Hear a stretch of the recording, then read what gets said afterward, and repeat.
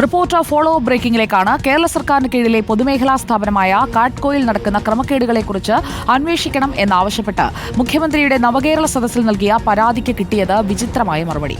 കാഡ്കോയുടെ മുകളിൽ വ്യവസായ വകുപ്പിന് ഭരണപരമായ അധികാരമില്ലെന്നും ഉയർന്ന ഏജൻസികളെ സമീപിക്കാനുമായിരുന്നു മറുപടി. കാഡ്കോ കോഴിക്കോട് റീജിയണിൽ ഫിഡ്കോ എന്ന സ്വകാര്യ സ്ഥാപനത്തിന് മാത്രമായി വർക്ക് ഓർഡർ കൊടുത്ത് ക്രമക്കേട് നടത്തുന്ന വാർത്ത റിപ്പോർട്ടർ പുറത്തുകൊണ്ടുവന്നിരുന്നു.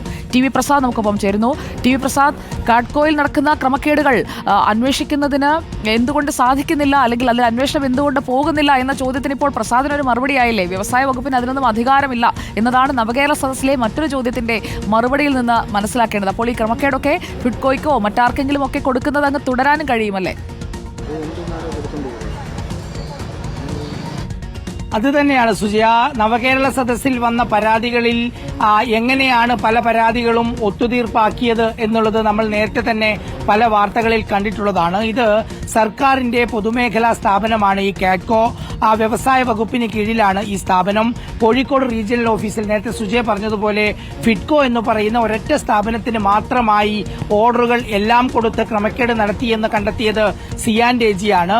പിന്നീട് രേഖകൾ സഹിതം റിപ്പോർട്ടർ അത് വാർത്തയാക്കുകയും ചെയ്തിരുന്നതാണ്. തുടർച്ചയായി പല സംരംഭകരും അത് സംബന്ധിച്ചുള്ള പരാതി മുഖ്യമന്ത്രിക്കും വ്യവസായ മന്ത്രിക്കും ഉൾപ്പെടെ കൊടുത്തിരുന്നു. അതിനിടയിലാണ് നേരത്തെ നവകേരള സദസ്സിലും സംരംഭകർ പരാതി കൊടുത്തത്. അങ്ങനെ കാഡ്കോയെക്കുറിച്ചും സിഡ്കോയെക്കുറിച്ചുമുള്ള പരാതിയിലാണ് ഇങ്ങനൊരു വിചിത്രമായ മറുപടി വന്നിരിക്കുന്നത്. അതായത് തങ്ങൾക്ക് അതിന്റെ മുകളിൽ അധികാരമില്ല എന്ന് വ്യവസായ വകുപ്പിൽ നിന്ന് മറുപടിയായി കിട്ടിയിരിക്കുന്നു.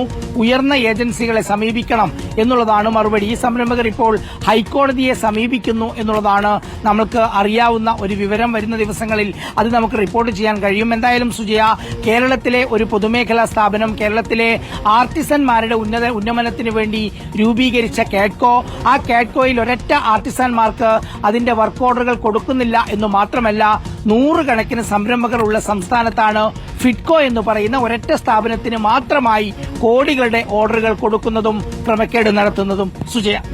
ഓക്കെ, പ്രസാദാണ് ഫോളോ ബ്രേക്കുമായി നമുക്കൊപ്പം ചേർന്നത്. ഇങ്ങനെയുള്ള ക്രമക്കേടുകളിന്മേലുള്ള നമ്മുടെ അന്വേഷണം തുടരുക തന്നെ ചെയ്യും.